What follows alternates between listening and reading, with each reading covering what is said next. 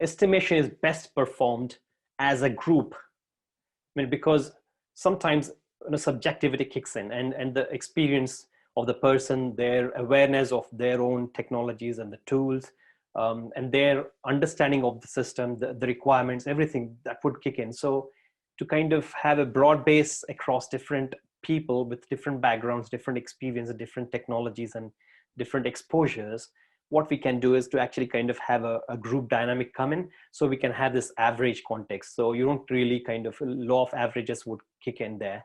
And then we can have that's why they say, give me 3 estimates: the worst case estimate, the normal case estimate, and the best case estimate, right? So it's what is the best one, what's the best scenario, what's the worst scenario, and what's the average scenario. And then you can actually have a weighted average in terms of these, and again, come up with the base level. So it really depends on that. And then in the context of agile, for example, again, going back to this painting the house, somebody who's really experienced could actually say that, oh yeah, it would take about roughly 10K pounds to finish this. But whereas somebody else might actually say it would cost about 4K.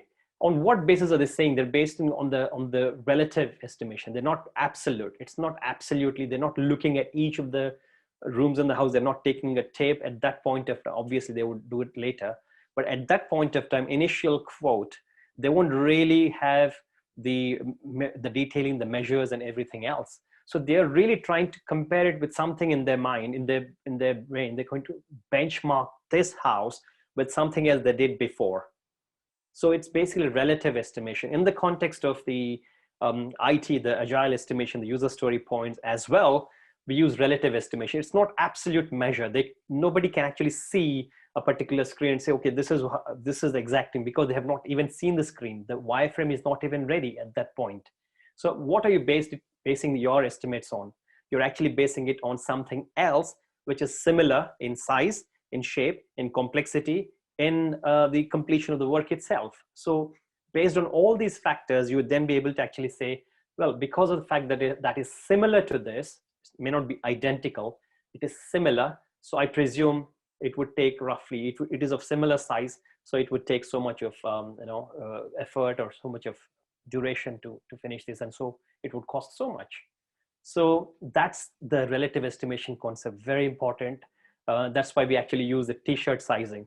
So it's a large for you in your organization might actually mean a medium for me. A 13 could be a large for some of the teams in terms of the kind of work that they do.